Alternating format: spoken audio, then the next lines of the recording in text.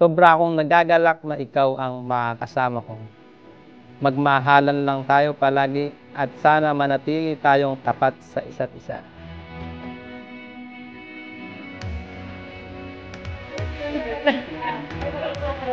Ikaw, maganda.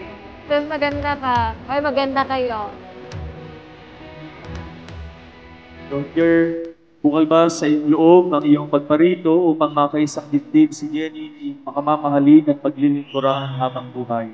Bukal po, Father. Ikaw lang ang nag-iisa kong best sa lahat. Best friend and the only love of my life.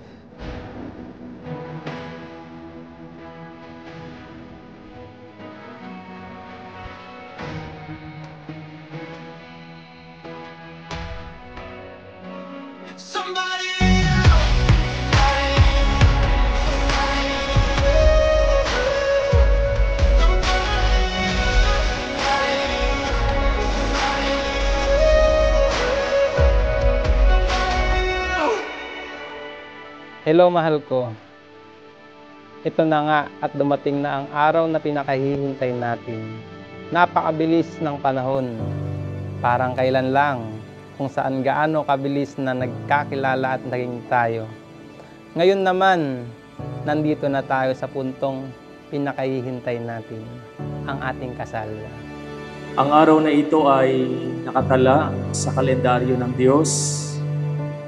At alam ng Diyos na sa araw ding ito, magtataling puso sina Roger at Jenny.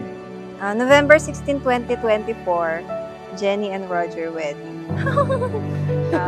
Ang bilis ng panahon. Nagkilala tayo sa hindi naasahang paraan.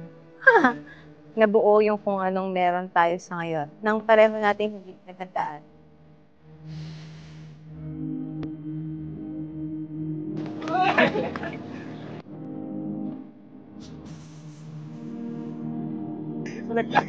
Parang dito masaya.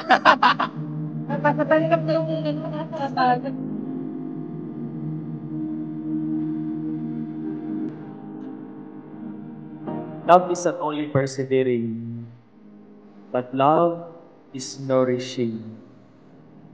Ang pag-ibig ay nagbubusog. Mapaglaruan talaga. Talaga ba? Talaga ba? Dahil unexpected ang ating pagkikita. Today is not a coincidence. It is planned. Walang nagkataon lang. Sa totoong umiibig at nagmamahalan, walang nagkataon lang.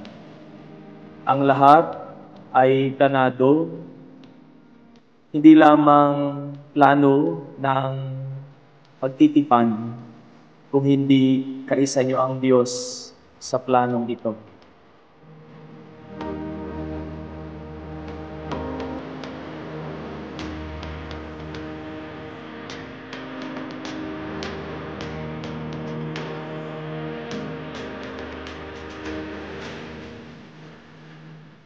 Ay, pasensya na hindi mo naabutan yung kasal ko. Jenny, bukal ba sa iyong loob ang iyong pagparito upang makaisang dibdib si Roger na iyong pakamamahalin at paglilingkuran habang buhay? Bukal po, Father.